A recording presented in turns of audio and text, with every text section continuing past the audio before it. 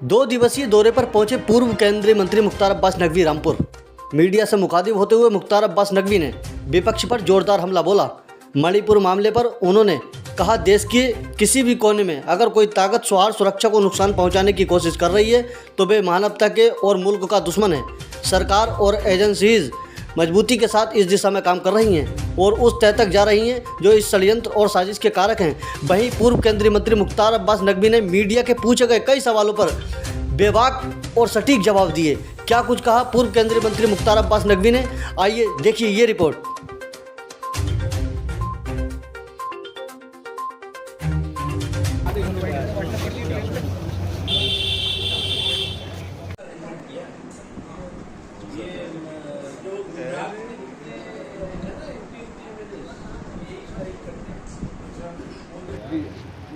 मणिपुर हिंसा को लेकर के क्या कहेंगे? देखिए, मणिपुर हो या कहीं भी देश के किसी भी हिस्से में वहाँ के जो सौहार्द का ताना बाना है, सुरक्षा का ताना बाना है, अगर कोई भी ताकत नुकसान पहुँचाने की कोशिश कर रही है या करती है तो वो मानवता के मुल्क के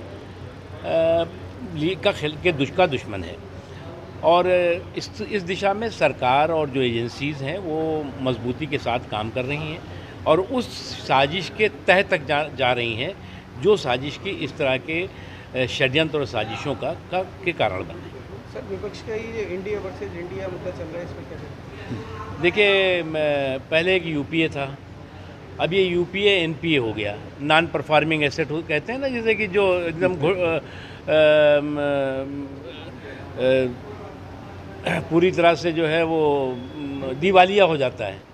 तो यूपीए जब एनपीए हो गया तो उसके बाद उन्होंने जो है वो उसका नाम बदल के काम वही और नाम जो है वो नया।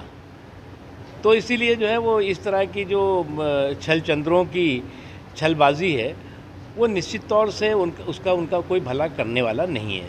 एक तरफ, दूसरी तरफ ये कि नरेंद्र मोदी जी के काम की गिनती ने इस कुनबे के गणित को बिगाड़ दिया है और जब कुनबे का गणित बिगड़ जाता है तो इसी तरह की कोशिशें होती हैं।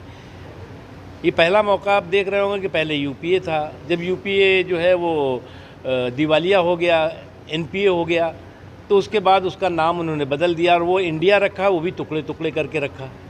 तो ये चुनाव तो इस बार देश में इंडिया टुकड़े टुकड़े इंडिया वर्सेस अखंड भारत होगा।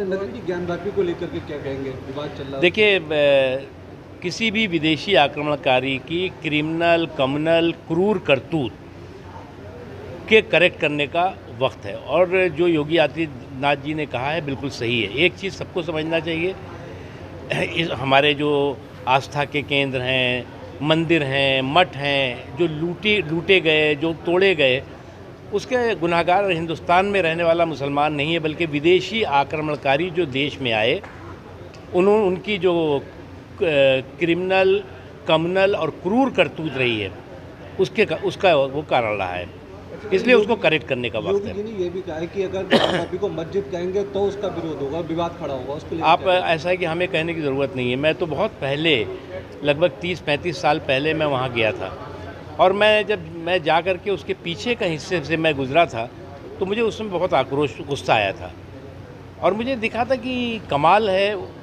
सारे आप पीछे पूरे मूर्तियाँ, सारे वो चीज़ें जो चीज़ें कि मंदिर में होनी चाहिए वो हैं, लेकिन उसको कहा जा रहा था कि ये मस्जिद है, तो वो उस समय बेईमानी हुई। अच्छा, मुस्लिम पक्ष का यह है कि जैसे कोर्ट में मामला चल रहा है उसको लेकर के सीएम योगी इस तरह के बयान दे रहे हैं। भाई, ऐसा है कि सीएम योगी ने एक रास्ता समाज के सामने रखा है, उसको स्वीकार करना चाहिए। सर, नू में जो अभी घटना हुई उसको लेकर सभी हिंदू और मुस्लिम संगठन में तनाव है। देखिए, मैं इसको हिंदू मुस्लिम के बीच में नहीं देखता। कुछ ऐसी षड्यंत्रकारी ताकतें हैं जो देश के विकास और देश के सौहार्द और देश की समृद्धि के माहौल को तार करने की कोशिश कर रहे हैं, षड्यंत्र कर रहे हैं। हमें मिल करके उनके इन षड्यंत्रों को, इन साजिशों को ध्वस्त करना चाहिए, क्योंकि ऐसे लोग न मुल्क के मित्र हैं, न मानवता के मित्र हैं, न किसी मज़हब के मित्र हैं। ये दुश्मन है देश के। अखिलेश यादव ने भी बयान दिया है कि अपने कार्यकर्ताओं को उन्होंने कहा कि आप जितनी जनसभाएं करें उसमें धार्मिक जो भावना है उसको भड़काने से बचें। देखिए, धार्मिक भावनाएं कोई किसी को नहीं भड़काना चाहिए। लेकिन जो लोग अब तक भड़काने के गुरु घंटाल रहे हैं, अगर वो कह रहे हैं तो अच्छी बात है।